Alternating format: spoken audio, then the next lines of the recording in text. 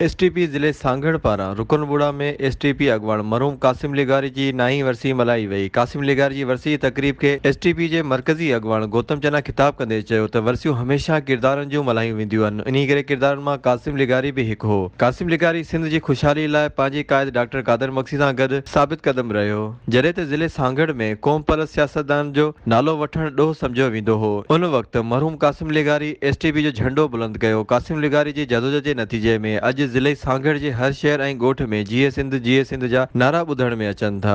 STP doctor कादिर मक्सी जी सरबराही में चूंडनि में भरपूर हिस्सो वठंदी ऐं सिंध जे माण्हुनि खे जागीदारी निज़ाम खां जान छॾाइण लाइ चूंडनि में एसटीपी जो साथ ॾियणु घुर्जे। क़ासिम लिगारी जी वरसी जी तक़रीब में जाम शौकत बुड़ो, खुदाबिश्क दर्स, ज़िले सदर अली ॾिनू ख़ासकेली, इकबाल मक्सी, जान मुहम्मद बुड़ो, गुलाम नबी लिगारी, एहसान शहर, नज़ीर लिगारी, रफ़ीक जलालानी, जब्बार जुनेजो, मुमताज़ मक्सी, इज़हार लिगारी, मुख्तियार लिगारी, जाफ़र सिंधी, इमदाद कादिर लिगारी, माजिद सोलंकी ऐं ॿियनि पिणु ख़िताब कयो। जमाल बुगटी, मीडिया ज़ा न्यूज़ एसडी रुकनबोड़ा।